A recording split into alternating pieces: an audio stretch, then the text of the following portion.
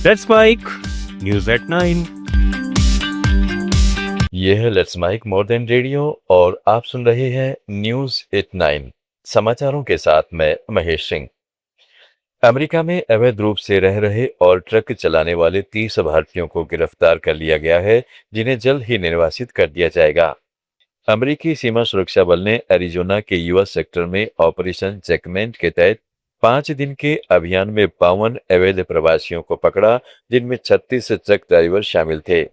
इनमें से 30 भारतीय थे, जबकि बाकी मैक्सिको, अल सल्वाडोर और रूस के नागरिक थे।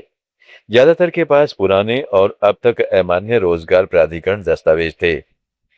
चीन की मशहूर दीवार पर गरबा नृत्य करते भारतीय पर्यटकों के वीडियो सोशल मीडिया पर वायरल होने के बाद अंतर्राष्ट्रीय स्तर पर तीखी आलोचना हो रही है।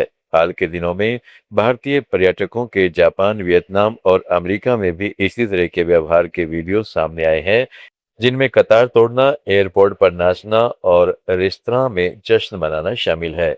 आलोचकों का कहना है कि यह स्थानीय नियमों और संस्कृति का सम्मान न करने की निशानी है, जबकि कुछ लोग इसे छोटे क्लिप्स का बेजा इस्तेमाल बताते हैं। बता दें कि वर्ष 2024 में रिकॉर्ड 3 करोड़ 9 लाख भारतीय विदेश यात्रा पर गए थे।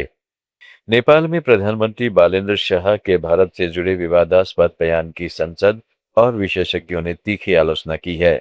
कई पूर्व राजनयिकों और सीमा विशेषज्ञों का कहना है कि ऐसे बयान से भारत के हाथ मजबूत होंगे और द्विपक्षीय वार्ता का माहौल खराब हो सकता है।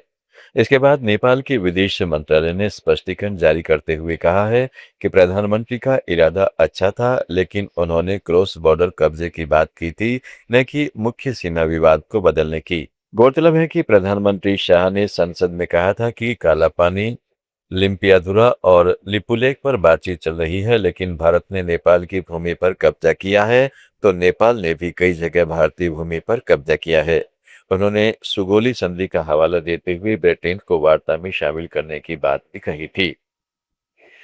भारतीय सांसद M Sribharat Norway India business stage summit में हिस्सा लेने ऑस्लो पहुंच गए हैं। 2 दिन चलने वाले इस सम्मेलन में भारत और नॉर्वे के बीच व्यापार, हरित ऊर्जा, ब्लू इकोनॉमी, प्रौद्योगिकी और सतत विकास जैसे क्षेत्रों में सहयोग बढ़ाने पर चर्चा होगी।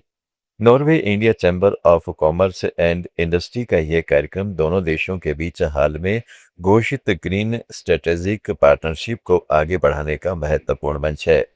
आंध्र प्रदेश का प्रतिनिधित्व करते हुए श्री भरत की इस यात्रा से दोनों देशों के आर्थिक संबंधों को नई गति मिलने की उम्मीद है।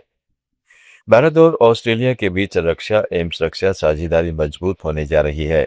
ऑस्ट्रेलिया के उप प्रधानमंत्री और रक्षा मंत्री रिचर्ड मार्लेस ने कहा है कि प्रधानमंत्री नरेंद्र मोदी की आगामी ऑस्ट्रेलिया यात्रा के दौरान रक्षा सहयोग और समुद्री सुरक्षा पर मुख्य फोकस रहेगा। नई दिल्ली में दूसरे भारत ऑस्ट्रेलिया रक्षा मंत्रियों के संवाद के बाद मार्लेस ने कहा है कि दोनों देश पहले कभी इतने रणनीतिक रूप से करीब नहीं रहे। भारतीय रक्षा मंत्री राजनाथ सिंह के साथ हुई बैठक में हिंद प्रशांत क्षेत्र की सुरक्षा, सैन्य अंतर संचालन और समुद्री सहयोग पर चर्चा हुई। साथ ही भारतीय वायुसेना अगले महीने ऑस्ट्रेलिया में होने वाले बहुराष्ट्रीय अभ्यास पिच ब्लैक में अपने राफेल लड़ाकू विमानों के साथ हिस्सा लेगी। भारत और ब्रिटेन के बीच मुक्त व्यापार समझौते को लेकर नया तनाव सामने आया है।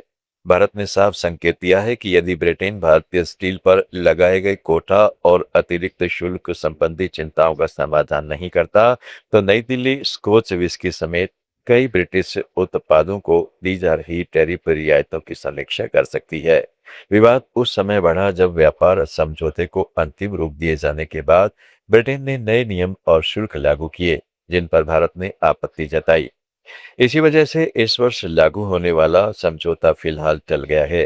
अब ब्रिटेन के व्यापार सचिव पीटर काइल और भारत के वाणिज्य मंत्री पीयूष गोयल के बीच अहम बैठक होने जा रही है, जिसमें स्टील शुल्क और कार्बन सीमा जैसे मुद्दों पर चर्चा होगी।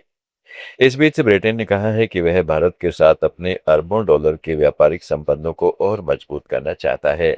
समाचारों में फिलहाल इतना ही। जुड़े रहें लेट्स माइक के साथ। आप सुन रहे थे let's mike more than radio. Follow कीजिए हमें हमारे सोशल मीडिया प्लेटफॉर्म्स पर।